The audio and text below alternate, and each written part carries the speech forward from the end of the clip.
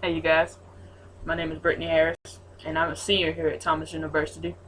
And today, I wanted to present to everyone, a presentation on a very sensitive and critical and harmful subject known as police corruption, also can be known as police misconduct.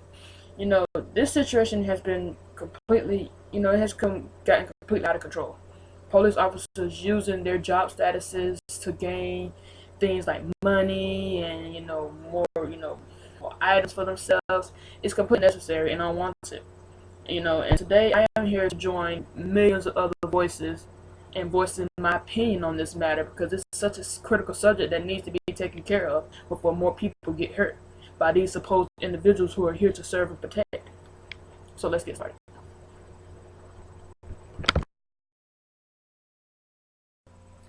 I want to start this presentation off by defining what police corruption is. I'm going to take the definition from Miss Jocelyn M. Pollock from her book, Ethical Dilemmas and Decisions in the Criminal Justice System. She defined police corruption, as officers where, the officers use his or her position based on acts of omissions, to attain improper financial benefits, acts of opportunities created by virtue of one's, authority for personal gain at the expense of the public ones who they're here to serve. Police corruption is also forms of police misconduct, which involves, law enforcement officers breaking their social contract and abusing their job statuses and power. Everyone's faith and belief in the criminal justice system depends, on the knowledge that everyone is obeying the rules of the law, and that very much includes police officers and cops.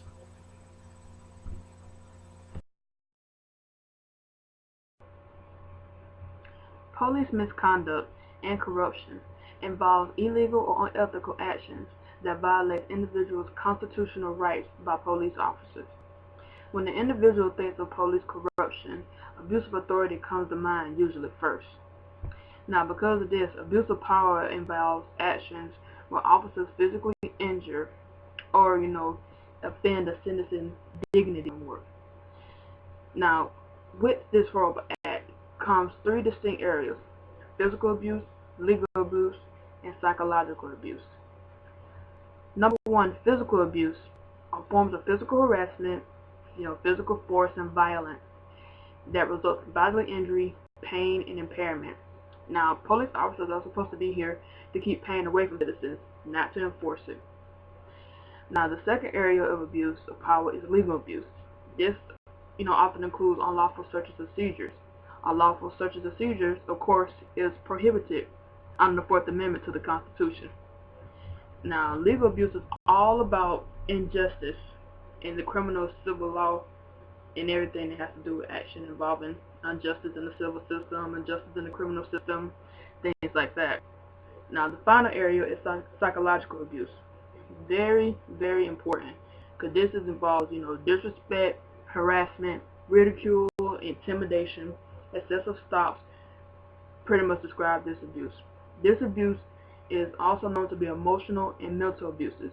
Anything involving the mind is very critical. It should not be messed with, and for police officers to do this is horrible.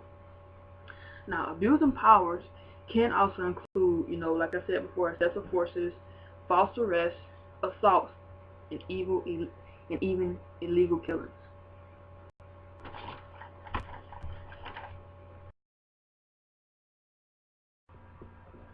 Alright, you guys, so this next slide is basically the centerpiece on why police officers are involved in corruption and misconduct, and that's the gratuities. Gratuities play a huge role in the reason why police are in these activities, and it's such an illegal and harmful activities that can harm people. Gratuities is defined by Ms. Jocelyn M. Pollock again as items of value received by an individual because of his or her role or position in their job rather than because of the personal relationship with the giver. Now, examples of gratuities, include free meals, free coffee, high-price dry cleaning, little small things like that.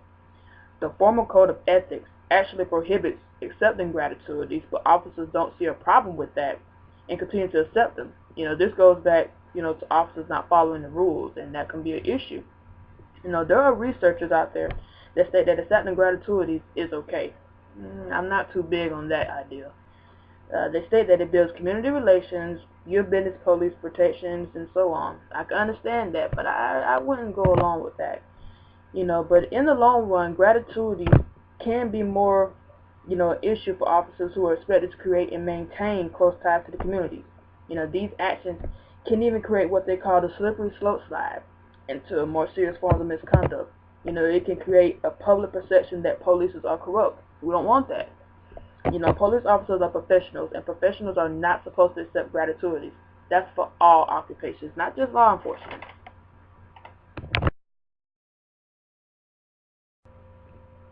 So, along with gratuities, another centerpiece for corruption is known as grafts. Now, graft is the exploitation of one's role by accepting bribes or protection money. This is when officers receive kickbacks from certain companies, like tow truck companies and even defense attorneys. That amazes me. This is basically the act of taking advantage of your political position or government job by taking money or property in a dishonest or fraudulent way. Now, grafts are very much increasing by the day. Unfortunately, these individuals give and expect to receive way more than what they gave in return. Now, in my eyes, every citizen should get the same range of protection from our law enforcement. It's their job to protect. We're not supposed to pay them. The government pays them. Individually, we're not supposed to pay them. It's their job to protect us. If this is not what they want to do, then they need to find another occupation. Another thing, is on-duty use of drugs and alcohol. On-duty use of drugs and alcohol will very much lead to misconduct and corruption. It's drugs and alcohol. Research has been found that 1/5 of officers on duty are using some forms of drugs and alcohol. Many officers state that they use drugs to relieve stress and other reasons. I understand that this job is very stressful, but you're supposed to know from the beginning that this job is not going to be very easy. And but of course, since it's drugs and alcohol, this can lead to serious misbehaviors, by cops. There has been instances where police officers stole evidence. They blackmailed to perform unethical or illegal actions, and even attempted to steal from drug users instead of arresting them. Another problem is that alcohol use is more accepted than drug use, and I have no idea why. That is crazy. I have no idea why. But they both are horrible for the body and mind. But being fully intoxicated can lead to actions harming the innocent. Our police officers should be the main individuals, who are clean and sober. People's lives are on their hands. They're in their hands on a daily basis. We don't want drugs or intoxicated field officers out on the streets. These are the officers and people who are supposed to be clean 100% of the time. I understand they have their own private lives, but when they're on duty, that is the main time you're supposed to be clean and sober, because you're supposed to be protecting and looking out for the innocent.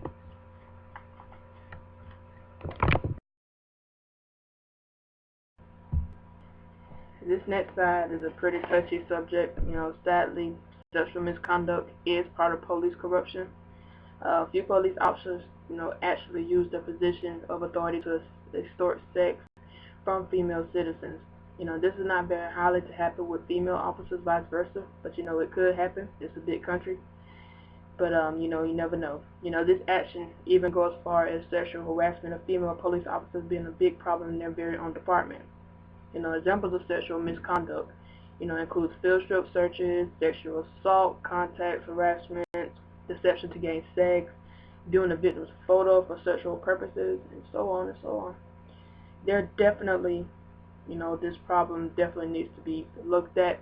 These are definitely the police officers that need to be taken off the streets. And right now, sexual harassment of female officers, along with prostitutes and homeless women, is a serious problem. They are looked at as the vulnerable ones, so they are usually ones that are targeted. A study has shown that 70% of female officers reported being sexually harassed by other male officers.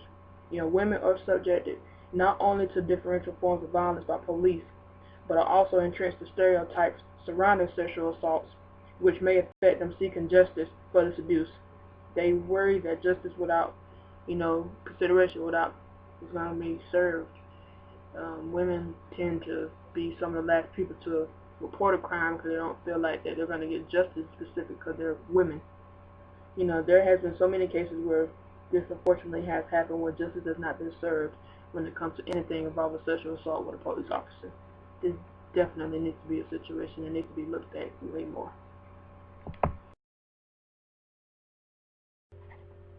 You know, there are actually causes for police corruption. I know that's crazy because this is a horrible crime, but I don't understand why. But researchers have stated that police officers do have causes for these corruptions. The number one reason, of course, is associated with lawbreakers. Staying in contact with these lawbreakers. Police are always coming into contact with people, who break the law and may have access to other resources. Those resources can get into their mind and they really want them, so they'll do what they have to, and that includes breaking the law. They're human too. Another problem is status problems. Police officers are often unpaid compared to the amount of power they have. That goes right to bribery, getting extra money for protection, things like that. The third problem is discretion. This refers to the action of a police officer or other government officials in which they use their own individual judgment to decide the best course of action. Discretion has both good and bad qualities with it. And of course, for corruption, that's a bad quality. Police officers tend to have low managerial visibility. That's the fourth, problem. They do have a majority of their work with very little supervision, over their shoulders. And police corruption is all about the lack of police integrity. These individuals who are here to serve society have been given powers that have not been given to others. These powers include power to stop, detain, and arrest citizens. They have the power to use deadly force while they're on duty, as a consequence of their role, responsibility, and everything like that. Uh, their roles and powers, reports of corruption and police services are disturbing for many as they are often linked closely to the abuse of power and privilege. So these individuals who do decide to become cops, the best way to avoid corruption, is to just do the right thing and stay true to your job, because police corruption is out there, and it's very sad how many individuals are part of it, and we just need to work on trying to decrease these individuals who are part of corruption and get more of the 100% true individuals who are here to serve and protect our country.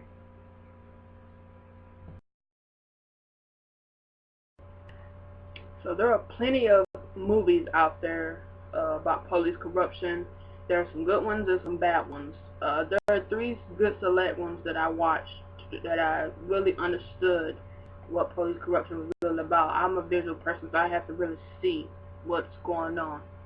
And so the very first movie I watched was the 2001 thriller starring Denzel Washington, which is Training Day. Obviously a very good movie. He won an Oscar for it. This movie basically reveals the worst in law enforcement and how easy it is to lose yourself in your job. Washington's character name was Alonzo Harris, who is very jaded. He gambles, he steals from other drug dealers. He, of course, is a narcotics cop, so he's always around drugs.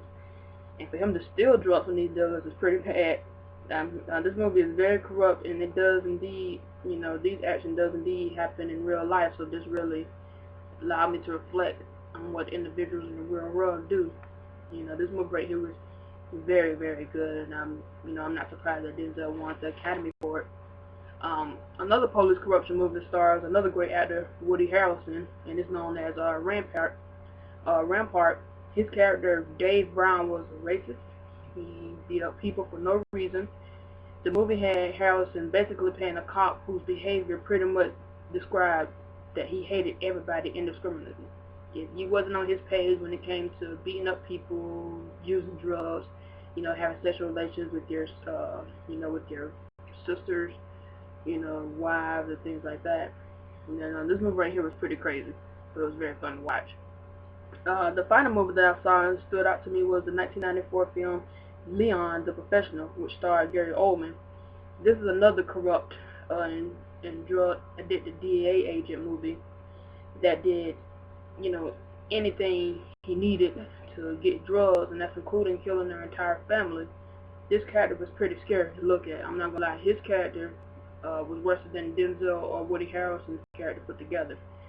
But there are plenty of police corruption movies out there, so you guys can look at. But those three right there stood out to me, in in a very long shot.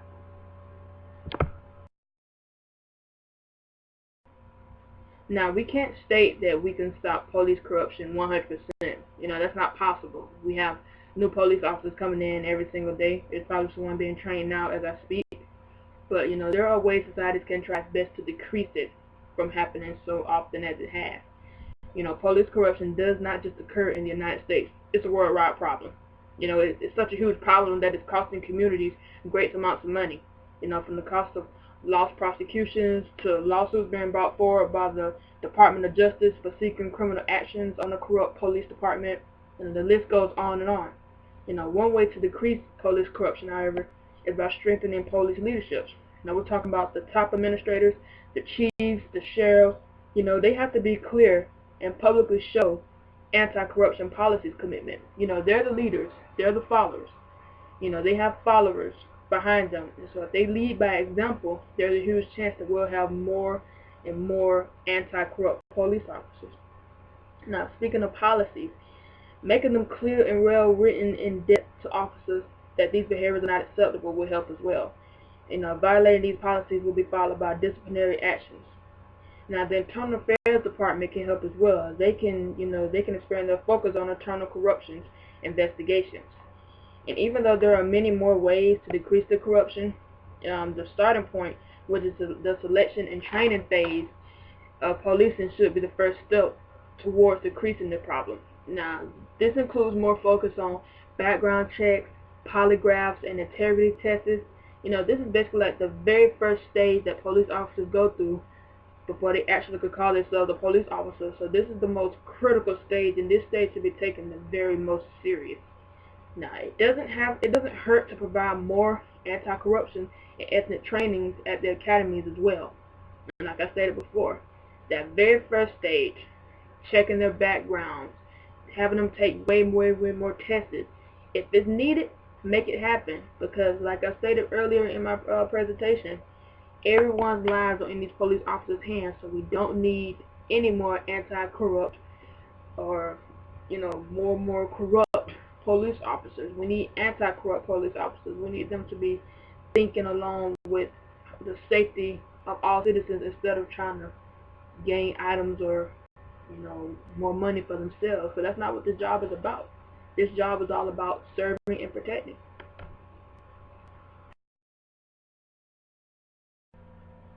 Alright, you guys, we finally came to the final slide of this presentation here. I'm glad you guys stuck around here for me. I'm going to conclude this presentation here by stating that we all just need to come together. We need to find ways to build better police forces. I'm not stating that they are all bad. There are some good police departments out there, but unfortunately that's not enough. Society needs to look into more individuals policing their own neighborhood.